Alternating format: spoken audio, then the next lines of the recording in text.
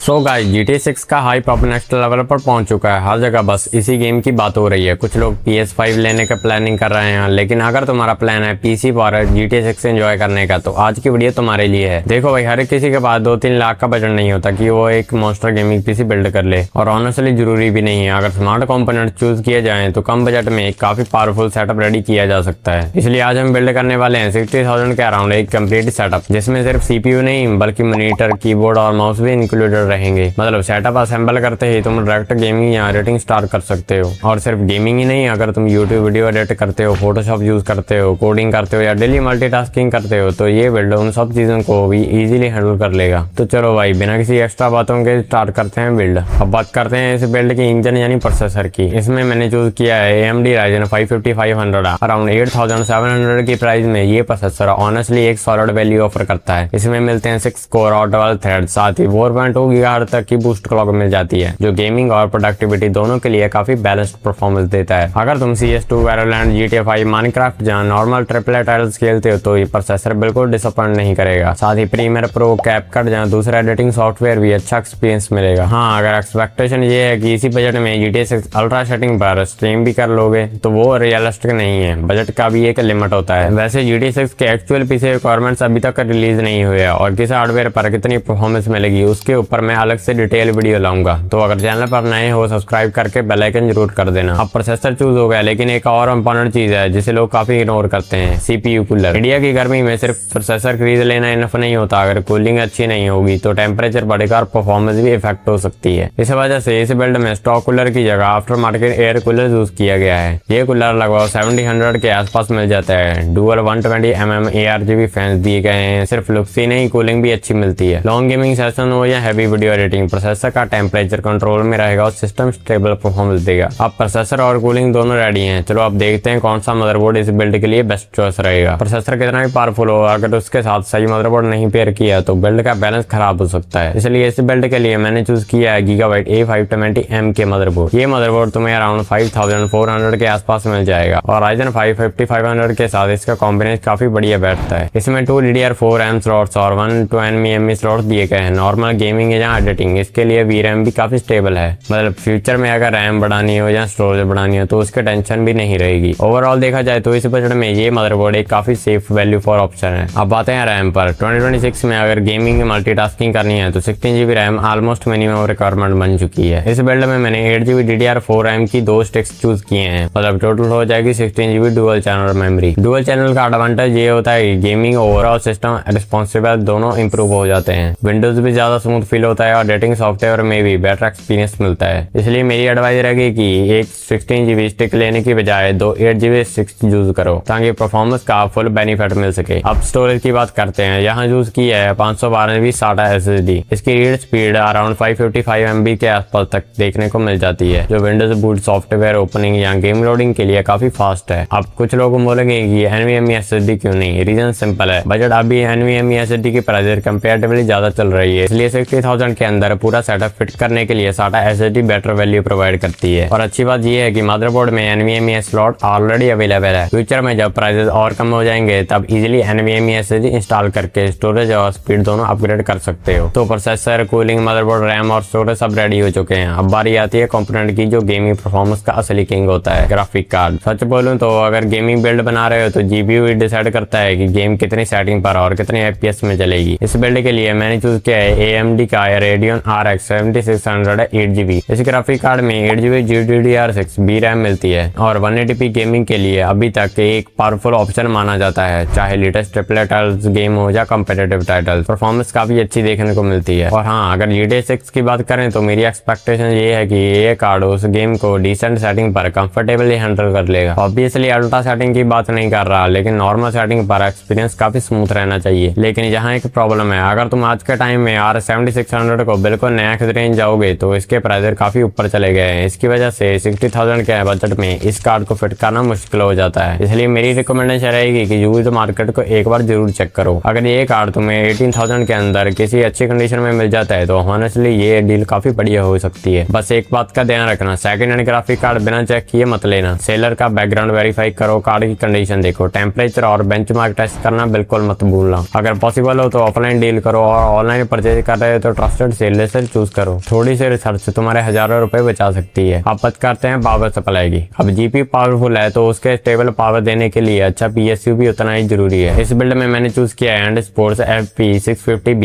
ये 650 watt power supply है। ये 80 प्लस ब्रोंज सर्टिफाइड पीएसयू है और इसकी प्राइस अराउंड 3700 के आसपास रहती है। गेमिंग और एडिटिंग दोनों वर्कलोड के लिए ये पावर सप्लाई स्टेबल आउटपुट देती है। ब्रोंज सर्टिफाइड की वजह से एफिशिएंसी भी अच्छी मिलती है और फ्यूचर में भी नॉर्मल अपग्रेड के लिए सेफ ऑप्शन है। पावर सप्लाई जैसी चीज पर अननेसेसरी कॉम्प्रोमाइज मत करना है क्योंकि पूरा पीसी की स्टेबिलिटी इसी पर डिपेंड करती है। बात करते हैं कैबिनेट की। ऑनेस्टली कैबिनेट का चॉइस थोड़ा पर्सनल होता है। किसी को RGB पसंद होती है, किसी को क्लीन व्हाइट बिल्ड। बस एक बात का ध्यान रखना कि कैबिनेट में एयर फ्लो अच्छा होना चाहिए। फ्रंट साइड से प्रॉपर एयर इनटेक, पीछे एग्जॉस्ट फैन की सपोर्ट होनी चाहिए ताकि सारे कंपोनेंट्स कूल रहें। लुक्स इंपॉर्टेंट है लेकिन कूलिंग उससे भी ज्यादा इंपॉर्टेंट है। अब बात करते हैं मॉनिटर की। अगर इतना अच्छा पीसी बना लिया है तो मॉनिटर भी वीक लगा दिया है तो पूरी गेमिंग एक्सपीरियंस का मजा खराब हो जाएगा। इस बिल्ड में मैंने चूज किया है एसर का 24 इंच IPS गेमिंग मॉनिटर है जिसकी प्राइस अराउंड 6700 के आसपास देखने को मिल जाती है। ये 24 इंच फुल HD डिस्प्ले के साथ आता है। इसके साथ 144 हर्ट्ज रिफ्रेश रेट दिया गया है, 1 मिलीसेकंड का रिस्पॉन्स टाइम मिलता है और इसमें IPS पैनल दिया गया है। गेमिंग के लिए इसमें AMD फ्री सिंक का ऑप्शन भी मिलता है। प्राइस रेंज में ऑनेस्टली इतने सारे फीचर मिलना काफी इंप्रेसिव है। अगर गेमिंग के साथ एडिटिंग भी करते हो तो ये मॉनिटर और भी अच्छा ऑप्शन बन सकता है। अब लास्ट में आते हैं कीबोर्ड और माउस पर। इस बिल्ड के लिए तुम and sports KM series combo use कर सकते हो। इस कॉम्बो की प्राइस अराउंड 700 से 800 के बीच रहती है और बजट के हिसाब से ये काफी डिसेंट डील है। तो भाई अब हमारा पूरा सेटअप फाइनली रेडी हो चुका है। अब सबसे इंपॉर्टेंट सवाल है, इस पीसी में एक्चुअल गेमिंग परफॉर्मेंस कितनी मिलेगी। सबसे पहले काउंटर स्ट्राइक 2 की बात करें तो 180p रेजोल्यूशन पर अराउंड 148 एवरेज FPS देखने को मिलते हैं। 180p पे अराउंड 71 एवरेज FPS देखने को मिल जाते हैं। फोर्जा होराइजन 5 की बात करें तो 4K रेजोल्यूशन पर भी ये अराउंड 45 FPS और अगर रेजोल्यूशन को 2K पर ले आओ तो परफॉर्मेंस सीधा 93 एवरेज FPS तक पहुंच जाती है। अब बात करते हैं GTA 5 की। 180p मैक्स सेटिंग पर ये बिल्ड अराउंड 76 एवरेज FPS निकाल के देता है और 2K रेजोल्यूशन पर ये लगभग 56 एवरेज FPS मिल जाते हैं। और लास्ट में वेरिएंट 180p हाई सेटिंग पर 236 एवरेज FPS देखने को मिल जाते हैं। अब अगर पूरे सेटअप की कॉस्ट कैलकुलेशन करें तो कैबिनेट को छोड़कर टोटल प्राइसिंग लगभग 61,000 के आसपास पहुंचती है और जब कैबिनेट ऐड करोगे तो उसके हिसाब से फाइनल बजट ऊपर या नीचे हो सकती है। और हाँ, GTA 6 को लेकर जो भी फाइनल पीसी रिक्वायरमेंट्स और ऑप्टिमाइजेशन बिल्ड आएंगे उनके ऊपर मैं डिटेल्ड वीडियो लाने वाला हूँ। इसलिए चैनल पर पहली बार आए हो तो सब्सक्राइब करके बेल आइकन जरूर ऑन कर देना। वीडियो पसंद आई हो तो एक लाइक कर देना और कमेंट में जरूर बताना कि अगला बिल्ड किस बजट में देखना चाहोगे। मैं मिलता हूँ आपसे नेक्स्ट वीडियो में।